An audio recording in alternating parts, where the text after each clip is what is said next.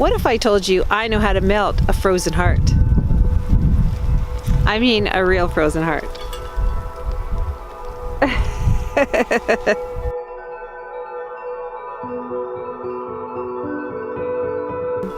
So Valentine's Day.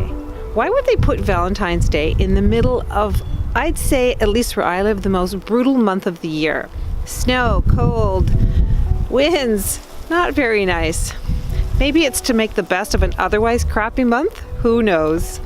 Anyway, I'm going to melt this frozen heart and I'm going to time lapse it. I froze some flowers in ice as a photography experiment, and then I thought it would be cool to melt this frozen heart for Valentine's Day and time lapse it melting and watch the flower reveal from the center. Isn't that poetic? Really? Romantic? It is, right? And in the process of holding a hairdryer for 1.5 to 2 hours to melt this heart, I had some thoughts about frozen hearts and people. Real frozen hearts and people's frozen hearts. So I'm going to play the time lapse now, and then after that I'll share my tips, my life tips with you about frozen hearts. So tune in at the end to watch it.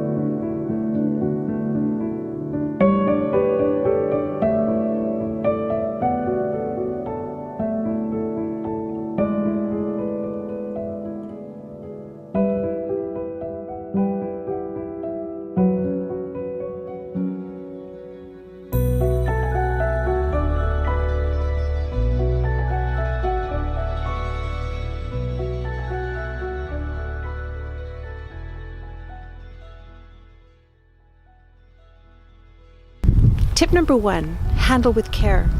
Frozen hearts are fragile. If you drop it, it's broken. Tip number 2, wear gloves. Frozen hearts can hurt you. Tip number 3, it takes a lot of heat to melt a frozen heart. Come prepared. Tip number 4, when you melt a frozen heart, there's lots of tears. So come prepared.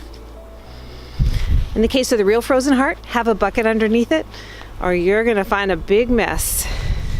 Tip number 5, as the frozen heart melts, it will get kind of wobbly and need your support. So have a big shoulder. In the case of a person's frozen heart, have a big shoulder ready for them to lean on. In the case of the real frozen heart, I used a plate stand. Did the job. So that's it. All my tips for melting a frozen heart.